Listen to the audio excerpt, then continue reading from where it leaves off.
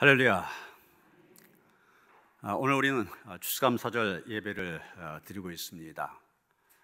이 2020년 어느 해와는 달리 코로나19 때문에 많이 힘들고 어려운 그런 한 해를 살아왔는데 추수감사절이라고 해서 어떻게 감사할 수 있을까 이런 생각을 하게 됩니다. 그러면서 시드니 영성교회 한 목사님이 이런 감사 기도를 신문에 올리신 걸 읽었습니다. 제목은 코로나19로 인하여 주신 10가지 감사 기도. 이런 제목을 잘 보셔야 됩니다.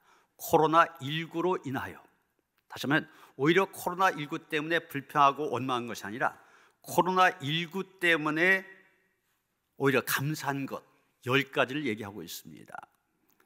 그중에 5가지만 말씀드리려고 하는데 이런 내용입니다. 모든 역경 가운데서 초자연적인 영적인 기쁨과 내 영혼에 만족함을 주시니 감사합니다. 인간의 연약함과 무능함을 절감하게 하시고 오직 전능하신 하나님만 의뢰하게 하시니 감사합니다. 극한 상황에 처했을 때 비로소 하나님을 찾게 하시고 겸비하여 기도하게 하여 주시니 감사합니다. 하나님의 뜻대로 살지 못하고 믿음 없이 살아온 것을 진심으로 회개하게 하여 주시니 감사합니다. 거리두기를 통하여 세속과 인본을 멀리하게 하시고 하나님을 더 가까이 하는 기회를 주시니 감사합니다. 이런 내용이었습니다. 오늘 감사절을 맞이하여 육체적인 면의 어려움과 생각만 생각하고 원망, 불평한 것이 아니라 이 목사님의 기도처럼 하나님께서 우리에게 영적으로 주신 은혜를 생각하며 감사하는 이 절기가 되어주시기를 주님의 이름으로 축원합니다. 추수감사절 가장 큰 주제는 감사입니다. 하나님께서 베푸신 은혜를 생각하며 감사하는 거죠.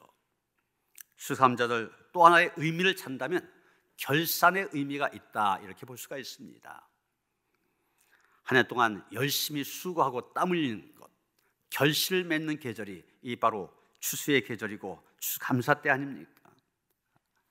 그래서 이 한 해 동안 수고한 것 어떻게 결실을 맺느냐, 이게 바로 결산입니다. 그래서 오늘 교회력에 보면은 복음서의 본문이 마태복음 25장 달란트의 비유입니다. 1달란트 받은 종, 2달란트 받은 종, 5달란트 받은 종, 주인이 돌아왔을 때 어떻게 결산하느냐, 그런 내용 아닙니까? 우리는 한 해의 마지막이 다가오면서 한 해를 결산하지만 이 시간 우리가 인생의 말년이 되었을 때, 인생을 대부분 살아간 이후에 그 지난 날을 결산할 때 내가 어떨 건가 한번 생각해보는 그런 시간이 되어지길 원합니다. 미국의 저명한 사회학자 캠폴 박사가 90세 이상을 산 500명에게 설문지를 돌렸습니다.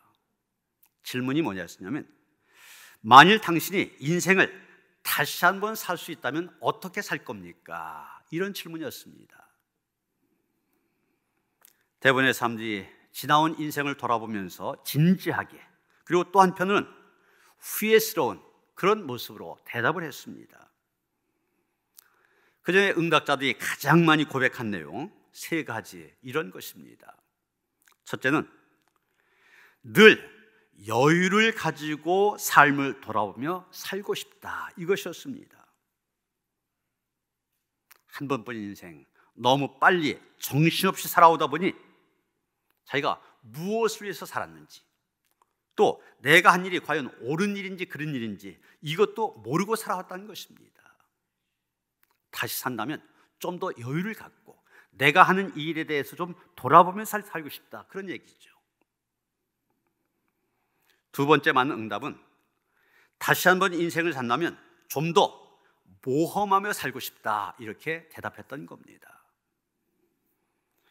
응답자들이 대부분 부여한 것은 안정된 생활만을 추구하다 보니 결국은 이 목구멍 해결하는 일, 거기에 매달리게 되었고, 또 남의 눈치나 평가에 따라 살다 보니 정작 내가 해야 될 보람된 일을 하지 못했다는 것입니다.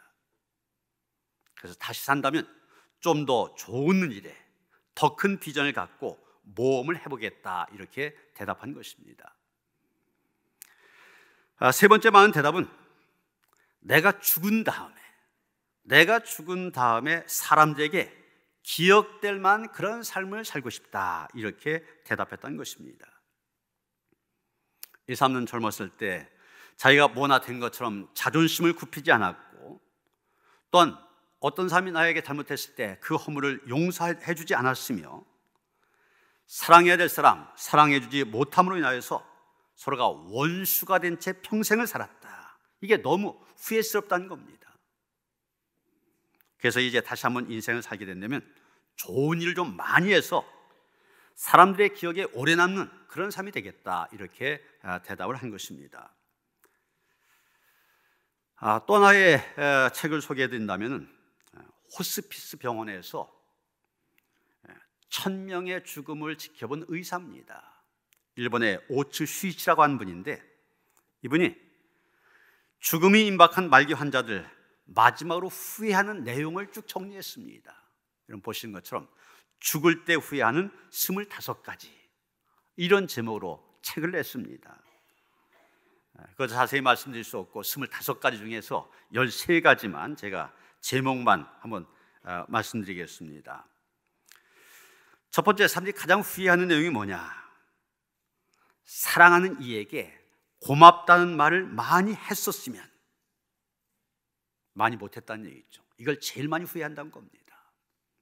두 번째가 진정으로 하고 싶은 일을 했었더라면, 세 번째가 좀 더 겸손했더라면, 네 번째가 남에게 친절을 베풀었더라면, 다섯 번째 나쁜 일을 하지 않았더라면, 여섯 번째 꿈을 꾸고 그 꿈을 이루려고 노력했더라면, 일곱 번째 감정에 휘둘리지 않았더라면, 여덟 번째 죽도록 일만 하지 않았더라면, 11번째 가고 싶은 곳으로 여행을 떠났었더라면, 13번째 삶과 죽음의 의미를 진지하게 생각했더라면, 19번째 유산을 미리 염두에 두었었더라면, 20번째 내 장례식, 나의 장례식을 생각했었더라면, 25번째 신의 가르침을 알았더라면. 이런 걸 쭉 얘기한 다음에 책 뒷부분에서 오츠 슈이치는 이렇게 결론을 맺고 있습니다. 내일 죽을지도 모른다고 생각하며 살아온 사람은 후회가 적다. 왜냐하면 죽음을 염두에 둔 사람은 삶이 유한하다는 사실을 알고 열심히 살아간다. 하루하루에 최선을 다하며 순간순간 스쳐간 인연을 소중하게 여긴다. 이런 말로 책의 마지막을 장식하고 있습니다. 여러분, 이 캠펄 박사의 조사나 오츠 슈이치의 책이 공통적으로 주장하는 것이 무엇입니까? 대부분의 사람들은 인생의 말년에 이르러서는 후회하는 삶을 살았었다는 것입니다. 지나고 나서 그때 내가 왜 그랬을까 후회를 한다는 것입니다. 그렇다면 여러분, 우리에게 필요한 것이 무엇입니까? 어떻게 하면 나중에 후회하지 않는 삶을 살아갈까? 그것이 바로 지혜입니다. 오늘 본문 12절에 보면 모세는 기도하고 있습니다. 우리에게 우리날 계수함을 가르치사 지혜로운 마음을 얻게 하소서. 그렇습니다. 우리에게는 나중에 후회하지 않는 삶을 살아가기 위한 지혜가 있어야 됩니다. 과연 우리의 인생을 어떻게 살아야 정말 후회 없는 지혜로운 인생을 살 수 있습니까? 오늘 본문 모세의 기도, 이런 제목이 붙어 있는데, 오늘 모세의 입을 통해서 우리에게 그것을 가르쳐주고 있습니다. 첫째로, 후회 없는 지혜로운 인생을 살려면 인간의 유한함을 알고 살아야 된다, 그렇게 얘기하고 있습니다. 오늘 본문에 보면 인간의 유한성을 표현하는 여러 가지 다양한 표현들이 나오고 있습니다. 3절에 보면 티끌이란 말로 표현하고 있습니다. 4절에 보면 천년도 밤의 한순간이다, 이렇게 얘기하고 있습니다. 5절에서는 홍수로 쓸려가는 존재, 잠깐 자는 것 같은 존재로 표현하고 있습니다. 6절에서는 아침에 자라다가 저녁에는 시들어 마르는 풀로 비유하고 있습니다.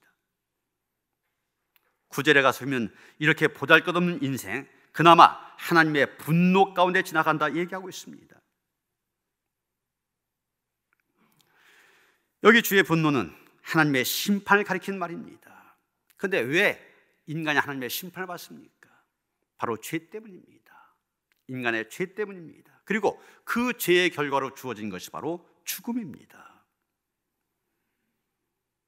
이런 본문 3절에 보면 주께서 사람을 티끌로 돌아가게 하시고 그랬지 않습니까? 이게 창세기 3장에 나온 말씀 인용한 것입니다. 창세기 3장이면 아담과 하와가 하나님 앞에 범죄한 이야기, 그리고 하나님께서 그 죄에 따라 벌을 주신 이야기가 나옵니다. 그런데 19절에 보면 그 벌이 뭐냐? 너는 흙이니 흙으로 돌아갈지니라 이렇게 말하고 있습니다. 흙, 오늘 본문의 표현에 따르면 티끌입니다. 흙으로 돌아간다, 티끌로 돌아간다, 무슨 얘기입니까? 무엇을 말합니까? 죽음을 의미한 것입니다. 사람이 흙 속에 묻히면 결국 흙이 되지 않습니까? 화장하면 티끌로 날아갑니다. 이렇게 볼 때 죽음만큼 인생의 유한함을 극명하게 보여주는 것도 없다 말할 수 있을 것입니다. 어제는 장례가 겹치다 보니 입관 예배를 2번이나 인도했습니다.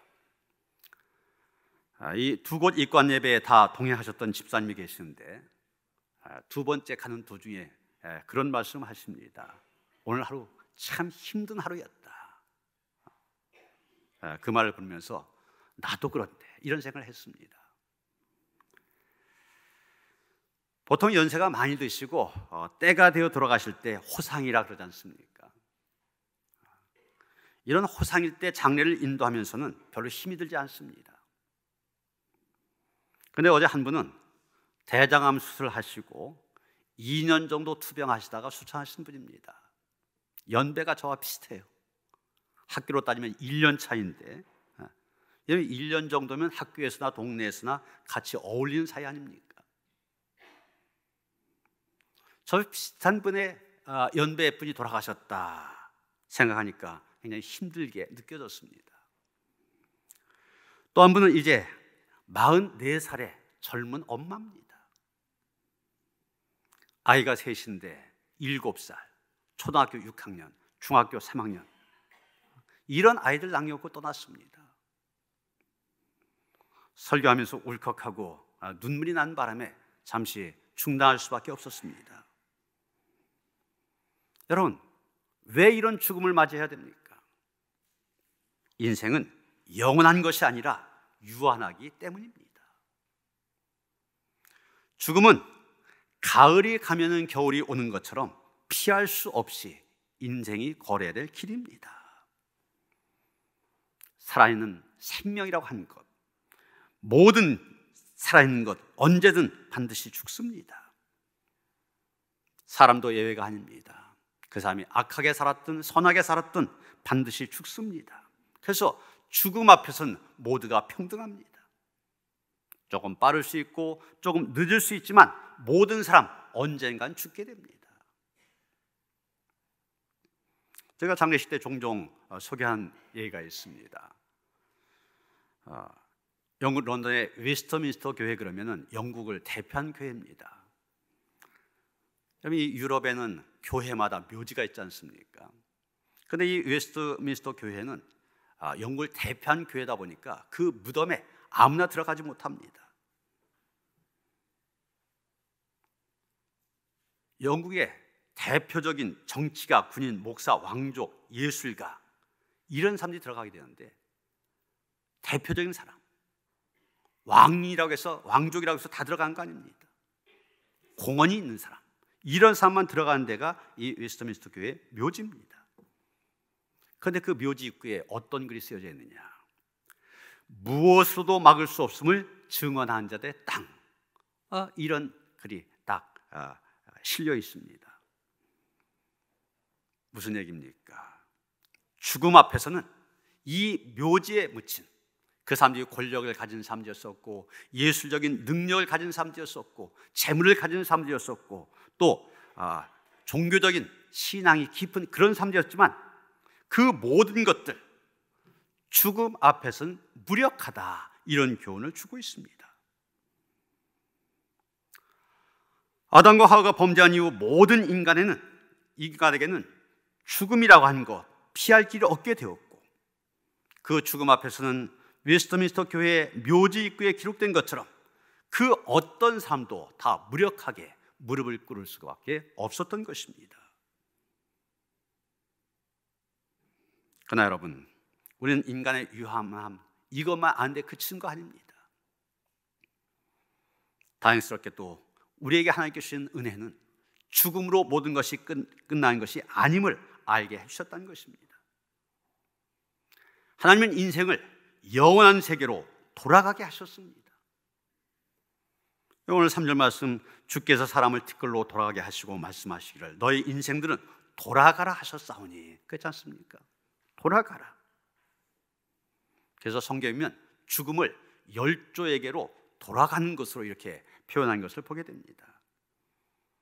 창세기 25장 8절 보면 아브라함, 창세기 35장 29절은 이삭, 창세기 49장 33절 보면 똑같이 야곱이 열조에게로 돌아갔다, 이렇게 말하고 있습니다. 인생은 죽음으로 끝나지 않고 영원한 세계로 돌아갑니다. 믿음이 없는 사람들이 죽음 앞에서 울며 통곡한 것, 죽음으로 모든 것이 끝난다고 생각하기 때문에 그렇지 않습니까? 그러나 성경은 영원한 세계로 돌아간다고 얘기합니다. 사실 우리나라에서도 죽음을 가리켜서 돌아가셨다, 이렇게 표현하는데 일리가 있는 표현입니다. 그러게 여러분, 인간의 유한성 앞에 낙심하고 실망하지 말고 그 인간의 유한성을 넘어서서 우리를 영생으로 초대하신 하나님께 감사하시길 바랍니다. 여기에 우리의 소망이 있습니다. 여기에서 우리는 위로를 받게 되는 것입니다. 두 번째, 후회 없는 지혜로운 인생을 살려면 인생의 목적이 분명해야 됩니다. 오늘 말씀 보면 모세도 자기의 인생을 돌아보며 후회한 것을 알게 됩니다. 10절 보시면 우리의 연수가 70이요 강건하면 80이라도 그 연수의 자랑은 수고와 슬픔뿐이요, 이렇게 말했지 않습니까? 모세처럼 훌륭한 업적을 남긴 사람이 어디 있습니까? 그런데 그 모세도 후회하였습니다. 자기 자랑할 것이 없다고 고백하였습니다. 단순히 겸손해서 그렇게 표현한 것이 아닙니다. 아무리 열심히 살았다고 해도 결국은 후회스럽다고 하는 것을 보여주고 있는 것입니다. 오늘 서두에 말씀드린 이 캠폴 박사의 조사에 의하면 90세 이상 대부분 노인의 대답은 인생이 무엇인지를 모르고 정신없이 살아왔기 때문에 이제 와서 생각을 해보니 후회스럽다, 이거 아닙니까? 그 이유가 분명한 목적이 없이 되는 대로, 흔들리는 대로 살아왔기 때문입니다. 여러분, 다시 한번 생각하게 됩니다. 인생이 무엇입니까? 그저 이 세상에 태어났으니 아무런 의미도 없이 하루하루 살아간 것이 인생입니까? 아닙니다. 인간은 하나님의 형상을 따라 창조되었기 때문에 특별한 목적이 있는 것입니다. 이 땅에 70억이 넘는 사람들이 살고 있는데 그 많은 사람들 가만히 보면 다 성격이 다르고 얼굴 생김새가 다릅니다. 무슨 얘기입니까? 하나님께서는 한 사람 한 사람 향한 특별한 목적을 갖고 계신다는 얘기입니다. 우리 한 사람 한 사람에 대한 하나님의 목적이 계시기 때문에 우리를 보내신 것입니다. 전도사에 보면은 지혜자라고 불리우는 솔로몬, 인생이 경험할 수 있는 온갖 부귀 영화 다 누리고 살았습니다. 그러나 결국은 인생을 잘못 살았기 때문에 전서 1장 2절 마지막 고백한 내용이 무엇입니까? 헛되고 헛되어 헛되고 헛되니 모든 것이 헛되도다. 솔로몬의 고백입니다. 그러나 사도 바울은 인생이 무엇인지 알았던 삶입니다. 그러게 온갖 환난을 만나고 또 복음을 전한다는 이유 때문에 억울하게 감옥에 갇히는 그런 경우도 있었지만 그는 그의 인생 항상 기뻐하고 범사에 감사하며 쉬지 않고 기도하는 그런 삶을 살아갔습니다. 그가 마지막 세상의 마지막 이르러 고백한 내용이 무엇입니까? 나는 선한 싸움을 싸우고 나의 달려갈 길을 마치고 믿음을 지켰으니 이제후로는 나를 위하여 의의 면류관이 예비되었도다. 그러면서 말합니다. 내게만 아니라 주의 나타나심을 삼하는 모든 자에게 주실 거라고. 우리가 주를 삼하는 사람들 아닙니까? 우리에게도 주신다는 거예요. 여러분, 다시 한번 묻습니다. 여러분의 삶의 목적이 무엇입니까? 즐기며 산 것입니까? 반드시 후회하게 될 것입니다. 삶의 목적이 쾌락입니까? 쾌락, 얻을 수는 있지만 역시 후회하게 될 것입니다. 돈 버는 것이 목적입니까? 돈을 번다 할지라도 바르게 써서 선한 결과를 남기지 못하면 반드시 후회하게 될 것입니다. 러시아의 대문화라고 불리는 톨스토이, 인생의 목적이 무엇이냐, 이 질문을 갖고 오랫동안 고민했습니다. 그래서 여러 사람들, 철학자도 찾아가고 종교인도 찾아가고 의논했지만 시원한 대답을 얻지 못했습니다. 하루는 톨스토이가 농사를 짓는 친구와 이야기하다가 자기의 그런 고민을 털어놨습니다. 그 농부가 즉시 말합니다. 인생의 목적은 하나님을 섬기는 거야. 왜 사는가? 톨스토이의 고민은 순식간에 해결이 되었습니다. 여러분, 인생의 목적이 무엇입니까? 정말 여러분의 인생의 목적이 하나님께 영광을 돌리는 것입니까? 하나님께 귀하게 쓰임받는 인생이 되도록 기도하시길 바랍니다. 물론 우리가 사회적으로 잘 쓰임받을 수 있습니다. 나라를 위해서도 귀하게 쓰임받을 수 있습니다. 그러나 세상에선 크게 인정받지 못한다 할지라도 하나님 앞에 인정받을 수 있어야 됩니다. 그래야 우리는 덜 후회하는 그런 삶을 살 수 있게 되는 것입니다. 세 번째, 후회 없는 지혜로운 인생을 살려면 인생의 나를 계수하며 살아야 됩니다. 12절에 보면 모세는 기도합니다. 우리에게 우리 날 계수함을 가르치사 지혜로운 마음을 얻게 하소서. 후회 없는 지혜로운 인생을 살기 위해서 먼저 우리는 우리의 인생의 날수를 계수할 수 있어야 된다는 것입니다. 그래서 자기 인생의 날수를 헤아려 봐라, 그렇게 얘기하고 있는 것입니다. 내 인생이 얼마나 남았을까? 이걸 계산한 것 쓸데없는 장난질이 아닙니다. 왜냐하면 자신의 남은 날을 헤아려 보는 것은 우리에게 창조적인 긴장을 가져다 주기 때문입니다. 좀 더 깊이 내 인생을 생각하게 만듭니다. 시간이라고 하는 것, 하나님께서 우리에게 주시는 소중한 선물입니다. 그런데 그것이 선한 일에도 이용되고 악한 일에도 사용이 되어집니다. 그러므로 내가 보내는 이 시간에 대한 물음이 있어야 됩니다. 제대로 보내고 있는가? 나의 지금 이 충충되는 바쁜 걸음 속에 과연 목적지가 제대로 있는 것인가? 내가 지금 들어선 곳에 길은 있는 것인지, 내가 지금 흘린 이 땀 속에 과연 보람은 있는 것인지, 이 질문에 없다, 이렇게 대답한다면 내가 지금 성공을 내 손에 움켜잡았다 생각하지만 실제는 모래를 움켜잡은 것에 불과한 것입니다. 다 흩어진다는 얘기죠. 이런 시한부 인생에게 일상이라고 하는 것, 사실 우리가 코로나19 상황 속에서 일상의 귀중함을 굉장히 많이 깨닫지 않습니까? 특히 시한부 인생을 사는 사람들에게 일상 얼마나 소중한지 모릅니다.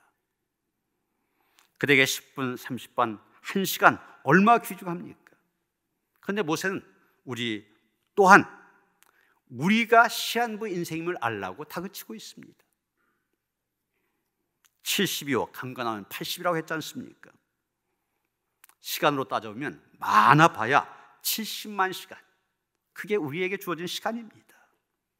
그래서 이 시간을 헤아리면서 시간을 아끼는 지혜의 마음을 잃지 말라고 충고하고 있는 것입니다. 미국 뉴욕에는 블로바라는 큰 시계 공장이 있습니다. 이 블로바 하면 명품 시계, 굉장한 비싼 거 아닙니까? 그런데 추수감사절에 이 공장에 도둑이 들어 많은 시계를 도난당했습니다. 뉴스 시간의 앵커가 이 사건을 보도하다가 그만 실수를 했습니다. 오늘 블로바 시계 공장에 도둑이 들어 25만 불 상당의 시계를 훔쳐갔습니다, 이런 멘트를 던져야 했는데 뭐라고 했냐면, 오늘 블로바 시계 공장에 도둑이 들어서 25만 불 상당의 시간을 훔쳐갔습니다, 이렇게 멘트를 한 겁니다. 그런데 이 아나운서의 실수한 멘트가 미국 사람들에게 신선한 충격을 주었습니다. 25만 불어치 시간을 훔쳐갔다, 시간을 훔쳐갔다, 이걸 자꾸 생각하게 만든 거예요. 여러분, 우리는 시간을 허송하고 잘못 사용할 수 있습니다. 이 짤막한 시간 속에서 하나님의 뜻을 추구하며 산 인생, 지혜로운 삶인데 우리의 삶 그렇지 못할 수가 있습니다. 아니, 실제로 많은 사람이 시간을 도둑맞고 있습니다. 제가 노인대학에서 자주 들려준 이야기가 있습니다. 제목이 어느 95세 노인의 수기, 그런 제목인데 내용은 이런 것입니다. 나는 젊었을 때 정말 열심히 살았습니다. 그 덕에 65세 때 당당한 은퇴를 할 수 있었습니다. 그런 내가 30년 후인 95세 생일 때 얼마나 후회의 눈물을 흘렸는지 모릅니다. 내 65년의 생애는 자랑스럽고 떳떳했지만 이후 30년의 삶은 부끄럽고 후회되고 비통한 삶이었습니다. 난 퇴직하면서 이제 다 살았다, 남은 인생은 그냥 덤이다, 이런 생각으로 그저 고통 없이 죽기만을 기다렸습니다. 덧없고 희망이 없는 삶, 그런 삶을 무려 30년이나 살았습니다. 30년의 세월, 지금 내 나이 95세로 보면 3분의 1에 해당하는 긴 시간입니다. 만일 내가 퇴직할 때 앞으로 30년 더 살 수 있을 것이라 생각했다면 나 정말 그렇게 살지 않았을 것입니다. 그때 나 스스로 늙었다고, 뭔가를 시작하기에는 늦었다고 생각했던 것이 큰 잘못이었습니다. 나는 지금 95살이지만 정신이 또렷합니다. 앞으로 10년, 20년 더 살지 모릅니다. 이제 나는 하고 싶었던 어학 공부를 시작하려고 합니다. 그 이유는 단 한 가지, 10년 후에 맞이하게 될 105세 생일에 왜 95살 때 아무것도 시작하지 않았는지 후회하지 않기 위해서입니다. 이 수기는 호서대학교 설립자이신 강석규 박사님이 실제 나이 95세에 쓴 글입니다. 정말 자기의 다짐대로 95세에 영어 공부를 새로 쉽게 시작하여서 2015년 103살 별세할 때까지 계속했다는 것입니다. 마지막만큼은 하고자 하는 것을 하며 후회 없는 삶을 살았다 말할 수 있을 것입니다. 사랑하는 성도 여러분, 한 번뿐인 인생입니다. 누구도 두 번 살아갈 수는 없습니다. 한 번뿐인 인생, 후회 없는 인생이 되도록 해야 됩니다. 그러기 위해서 우리의 인간의 유한함을 늘 인식하며 내 인생의 목적이 무엇인가 분명히 하고 자기의 나를 잘 계수하는 지혜로움으로 후회 없는 인생을 만들어가는 모든 성도들 되어주시기를 주님의 이름으로 축원합니다. 하나님께서 우리 한 사람 한 사람 귀한 삶을 허락하여 주셨습니다. 하나님, 한 번뿐인 귀한 인생, 하나님께 주신 지혜 안에서 후회 없는 삶을 살아갈 수 있도록 우리를 축복하여 주시옵소서. 우리의 연약함, 우리의 유한함을 알게 하여 주시옵소서. 하나님께서 왜 보내셨는지 깨닫게 하시고, 하나님, 나의 남은 날을 계수하는 지혜로움으로 복된 길, 하나님께서 기뻐하신 길을 걸어가는 온 교회 성도들 되게 하시옵소서. 예수 그리스도 이름 받들어 기도하여 싸움나이다. 아멘.